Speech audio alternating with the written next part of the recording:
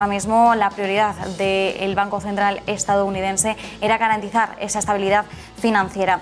Conectamos ahora con Luis Garbía, que nos acompaña para analizar este escenario, director del Máster de Riesgos Financieros en ICADE. Luis, muchísimas gracias por acompañarnos estos minutos.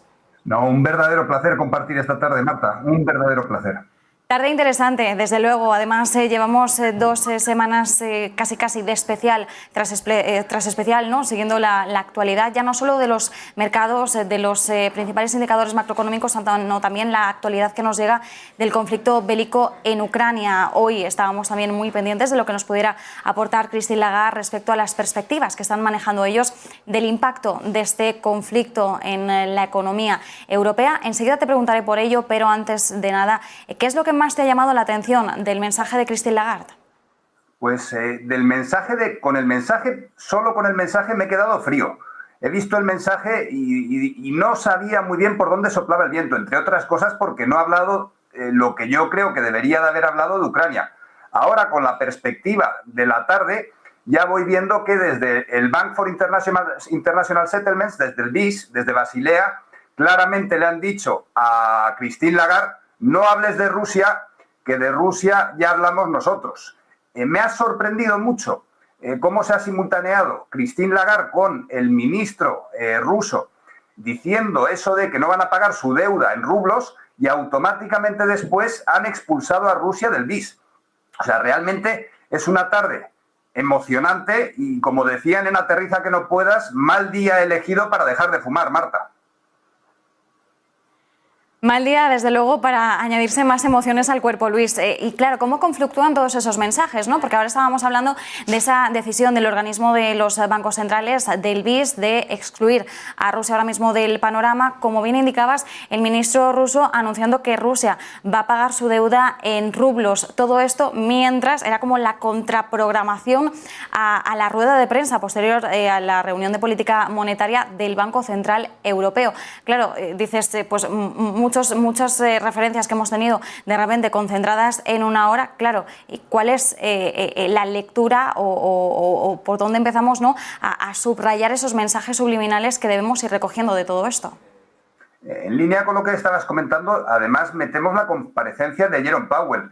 Y si ya me vengo arriba, Marta, voy a meter también a Pedro Sánchez diciendo ayer que la culpa de todo lo que estaba pasando era de Putin. Yo al final veo un circo, como bien comentabas, de varias pistas, y por empezar por algún sitio, si quieres, vamos a la comparecencia de Christine Lagarde y desde ahí vamos, porque al final la comparecencia de Christine Lagarde, desde un punto de vista estético, ha sido impecable. O sea, me ha encantado, tenía una sensación de paz y de tranquilidad, y de repente, efectivamente, se ha acabado la comparecencia y he despertado. Y me he vuelto a acordar de que existe Rusia, de que existe Ucrania. A todos se nos ha olvidado un poquito que existe China, que por China, si te parece, al final preguntaré también. El mensaje de Christine Lagarde ha sido un mensaje tranquilizador, donde ha usado, bajo mi punto de vista, algún truco, ha hecho trampas, objetivamente. Con cariño. Con cariño para Christine Lagarde, pero ¿por qué dirías que ha hecho trampas? Pues siempre hablábamos de Super Mario, ¿no?, cuando nos referíamos a Mario Draghi y a cómo de alguna forma pues parecía que sacaba la varita de la chistera a la hora de, bueno, hacer su magia, ¿no?, en clave de política monetaria. En el caso de Lagarde lo calificaríamos más bien como una especie de trance, de hipnosis, el mensaje, la elección de las palabras para expresar cierto mensaje de calma, tranquilidad, trasladar eso a los mercados para que nada se excite más de la cuenta. Yo la estaba escuchando y, según la escuchaba, tenía la sensación de que nada había cambiado, de que todo seguía igual. Además, ella lo ha dicho directamente: no estamos hablando de frenar el programa de estímulos. Lo que pasa es que el PEP acaba ahora en marzo, por lo tanto con el PEP no contamos. Y luego el APP, el programa de compra de activos, ella ha dicho, no ha dicho cómo se hacía antes, pero se lo digo a nuestros espectadores. Estaba previsto hacerlo, frenarlo paulativamente entre el segundo trimestre, tercer trimestre y cuarto trimestre, con cada trimestre respectivamente 40.000 millones mensuales, 30.000 millones mensuales el tercero y el cuarto 20.000 millones. Estamos hablando en total de 270.000 millones de euros. Y ella, con un truco de magia, ha dicho, no, esto que íbamos a hacer en 3 trimestres, lo vamos a hacer en 3 meses. Que la música sonaba muy parecida. Ha hablado de 40.000 en abril, 30.000 en mayo y en junio 20.000. La realidad, ¿cuál es? Que echamos la cuenta y hemos pasado de un programa que estaba presupuestado en 270.000 millones de euros a un programa que está presupuestado en 90.000 millones de euros. Es decir, no es que haya parado los estímulos, es que ha pisado el freno hasta el punto, como los picapiedra, que está parando con el pie en el suelo. Y al mismo tiempo lanza un mensaje de whatever it takes, seguiré siendo flexible. Y yo lo que sí que veo, pensando en los hechos, es que ha parado todos los estímulos. Los ha parado y no podía anunciar que los iba a parar de un día para otro. Pero el mensaje, la estética del mensaje, parece que todo sigue igual, Marta. Exacto, esa es la sensación que tenemos, ¿no? De que todo sigue igual, de que no ha habido grandes sorpresas, porque al final, bueno, pues esperaba que el programa de compras pandémicas, el PEP, finalizara pues a finales de este mes de marzo. Ha insistido en que va a ser así. Sabíamos que en el caso del APP iba a hacer un incremento gradual hasta luego junio y volver a descender. De alguna forma, pues bueno, ya sí que es verdad que ha pisado ahí el acelerador, ¿no? Diciendo en el tercer trimestre de este año esperamos que finalice ese programa de compras. Y, por cierto, respecto a los tipos de interés, Luis, lo que hemos conocido, o bueno, no ha querido entrar mucho en materia, ¿no? Pero el mercado, antes de que ocurriera todo esto, descontaba que podíamos tener una primera subida de tipos de interés en la eurozona de cara a finales de año. Se apuntaba más bien a diciembre. Christine Lagarde, evidentemente, no ha hecho mención a esto, aunque sí que es cierto que la reunión anterior lo dejó un poquito más en el aire, quizás en el Q&A, ¿no? En las preguntas y respuestas por parte de los periodistas, no en su discurso como tal. Y hoy lo ha dejado muchísimo más en el aire, ¿no? La subida de tipo se va a producir en algún momento, tiempo después de que haya finalizado ese APP. Totalmente de acuerdo. En diciembre dijo que no iba a subir tipos de interés. En enero comentó que bueno, que podía ser o era posible. Yo personalmente creo, y por el bien de España, pensando en el déficit, que durante este año no vamos a ver subida de tipos.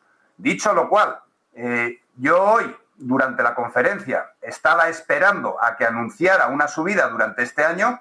Al mismo tiempo, si me dicen que tiene previsto bajar los tipos de interés, tampoco me llegaría a sorprender. Es más, en el caso de España en concreto, y viendo cómo estamos reaccionando a la inflación, cómo por el tema energético Acerinor está parando la producción. En el caso de España, pues puede que hasta necesitáramos un empujón todavía más fuerte a la economía. O sea, en resumen, Marta, yo creo que puede pasar cualquier cosa. No soy capaz de hablar sin decir nada. Christine Lagarde ha metido un discurso precioso, enorme, sin mencionar a Ucrania, centrando el tiro en la inflación, hablando, eso sí, que todo esto es coyuntural. Yo no veo el barril de petróleo por debajo de los 100 barriles, pues en los próximos, me voy a venir arriba en los próximos 30 años. A ver, evidentemente estoy exagerando, pero entre decir que todo esto dentro de un año va a haber desaparecido y decir que el barril de petróleo se va a quedar por encima de los $100 durante los próximos 30 años, creo que hay un punto intermedio que probablemente sea donde estemos. ¿La situación cuál es? Y yo creo que es importante mirar también, por hacer todavía más complicado todo esto, a Versalles. En Versalles está reunida Europa y van a decidir sobre el futuro energético de Europa. ¿Quién es el principal beneficiado de todo esto? Pues probablemente sea Estados Unidos y su barril de petróleo. No olvidemos que producir un barril en Estados Unidos cuesta unos $40 el barril, mientras que producirlo en Arabia Saudí son unos $5, $10, y en Rusia unos $10, $20. Estados Unidos necesita colocar su barril de petróleo, su energía en algún mercado. Y a mí me da la sensación de que por ahí es por donde van los tiros. Una Europa, una vez más, débil, y tanto Estados Unidos por un lado como China por otro lado sacando ventaja de la situación. Por cierto, Luis, no se me olvida, mencionabas antes China. Claro, China ahora mismo está jugando un papel estratégico. Bien sabemos que se está posicionando como clara aliada de Rusia. Ahora queda ver también, bueno, qué es lo que vamos a ir conociendo, porque sabemos también que China es muy hermética y que es muy poquito lo que llegamos a conocer o lo que se llega a filtrar un poco de su posición o las intenciones que maneja. ¿Cómo metemos a China en todo el tinglado que estamos manejando en estos momentos y que estamos intentando desgranar? Totalmente. A ver, por un lado, la invasión a Ucrania fue casualmente después de que acabaran los Juegos de Invierno en Rusia. En China. Durante los Juegos de Invierno en China, China aprobó el dinero digital de su propio Banco Central, el yuan digital, que lleva ya años probándolo. Luego, Rusia, como comentabais antes, el Banco Central ruso hoy se ha quedado finalmente descentralizado, pensando en el sistema europeo y occidental, pero en febrero ya legalizó el Bitcoin. En ese sentido, se desacopla Rusia de Europa, pero yo no creo que se vaya a quedar Rusia convertido en una isla. Ahí habrá que ver el papel activo o menos activo que tiene China. Al principio, antes de la invasión de Ucrania, el papel era evidente y apoyaban directamente. Cuando Putin ha amenazado con apretar el botón nuclear, el gobierno chino se ha puesto literalmente de perfil. ¿Ahora qué tenemos que ver? Pues por un lado, sin duda China tiene en el punto de mira a Taiwán. Sin duda lo que está sucediendo en Ucrania a ellos les viene bien para aprender en cuerpo ajeno. Yo no creo que Rusia se vaya a quedar aislada y lo que tenemos que empezar a pensar desde Occidente es hasta qué punto nos podemos quedar en Occidente aislados de todo Oriente, pensando que eso de Oriente empieza en los Urales. Luis, pues nos quedamos con todos esos mensajes y sobre todo con un mensaje clave respecto a ese trance en el que hemos entrado todos cuando escuchábamos a Christine Lagarde, ¿no? Un mensaje tranquilizador, aunque nos atrevemos a decir que la presidenta de la institución ha hecho determinadas trampas. No es que haya parado los estímulos, decías Luis, sino que ha pisado el freno. Nos quedamos sobre todo con ese mensaje. Luis Garbía, desde ICADE, como siempre, un placer. Muchísimas gracias. Totalmente. Gracias a vosotros, Marta.